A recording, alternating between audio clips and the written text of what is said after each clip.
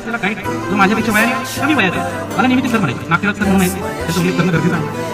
आणि त्यांनी मला अतिशय चांगली वागली. माझ्याकडे कधीच चहा पिली नाही. मराठवाडा विद्यापीठाबद्दल डॉक्टर मराठवाडा विद्यापीठाबद्दल आणि त्या गाईडबद्दल खूप लोक बोलतात, परंतु मला इतका सज्जन मस्त गाईड भेटले की त्यांनी चहाची देखील मला कधी पैसे दिले नाही आणि ते उलट मला सर म्हणायचे.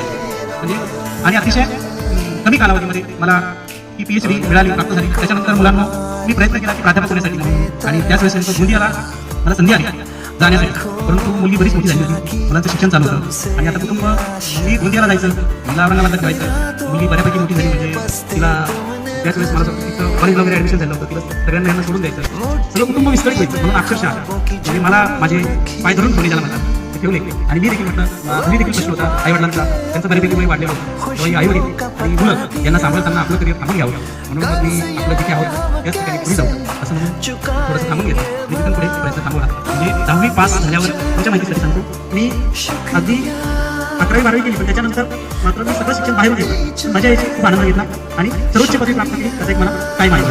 धन्यवाद.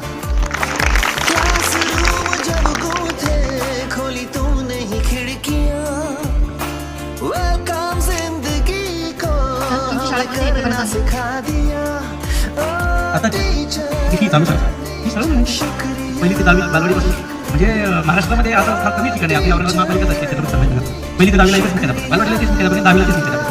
म्हणजे मुलांना त्याची माहीत होती, परंतु इथे म्हणजे 2 वेगवेगळ्या मुख्याध्यापकांची गरज आहे, परंतु आपली सिस्टीमचा भाग आहे म्हणून पहिली ते 10वी.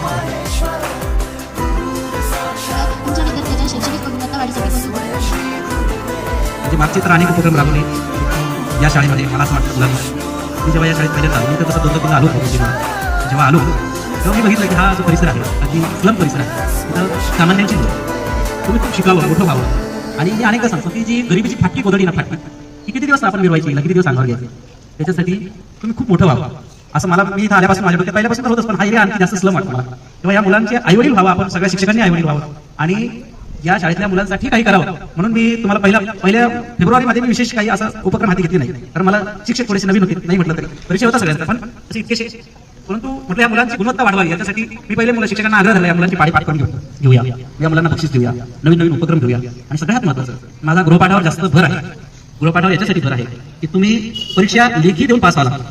10वीच्या मुलांना परीक्षा पेपरमध्ये लिहून पास व्हावं लागतं आणि हे पास होणं त्याच्यासाठी आपल्याला कधीतरी लिहावं लागतं. बऱ्याच मुलांना उत्तर येतात पण लिहिता येत नाही. म्हणून माझी सगळ्यांना कळकळीची विनंती राहील की तुमची गुणवत्ता जर वाढवायची असेल तर होमवर्क करा. आणि हा सगळ्यात मोठा उपक्रम मी यशस्वी करून दाखवणार आहे, कारण मागे मी मुकुंदवाडीच्या शाळेत असताना नगरसेवकांनी प्रत्येक विद्यार्थ्यांच्याकडून मिळवून घेतली. प्रत्येक विद्यार्थ्याला एक वही, प्रत्येक विद्यार्थ्याला एक वही आणि प्रत्येकाने बाकीचं काय करेल नाही करेल, पण प्रत्येकाने त्या वहीत शुद्धलेखन एक पान भरून दररोज लिहायचं. आणि ते दररोज पान भरून मी शेवटी पुन्हा त्या मान्य नगरसेवकांना बोलावून घेतलं आणि त्या सगळ्या मुलांच्या वह्या एकत्र केल्या.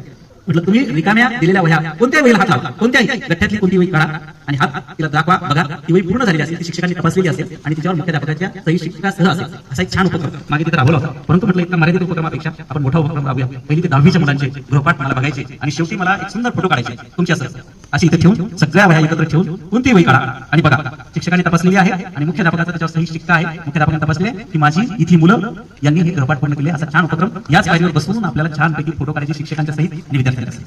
धन्यवाद. तर तुम्ही राबवलेल्या उपक्रमात जास्तीत जास्त विद्यार्थ्यांनी भाग घ्यावा, तुम्ही यासाठी काय कराल? आता माझा प्रयत्न असा राहील की सगळ्या मुलांना हा गृहपाठाचा जो उपक्रम आहे तो त्याच्यासाठी वह्यांची गरज आहे. वह्यांची आता बहुतेकांनी सगळ्यांनी वह्या घेतलेल्या आहेत. कोणी वह्या घेतल्या नाही असं पण आहे? ज्यांना त्यांनी कानात सांगा शिक्षकांच्या, सर मी वह्या घेऊ शकत नाही. म्हणजे मला एक तुमच्या सीटमध्ये नाही छोटा मुलगा आहे मुलांना दुसरीच्या वर्गात लिंगमपल्ली मॅडमच्या वर्गात त्यांनी सगळ्यांना वह्या आणायचं सांगितलं आणि सगळ्यांना त्याच्याजवळ त्याचे वडील त्याला पैसे देत नव्हते. गृहपाठाची त्याला वही घ्यायची. मुलगा कितीला आहे? 2रीला. गृहपाठाची वही घ्यायची. आता काय करायचं? मग त्याने वही आणली एक दिवस आणि आता वहीत लिहायचे पण त्याला लिहिता येते.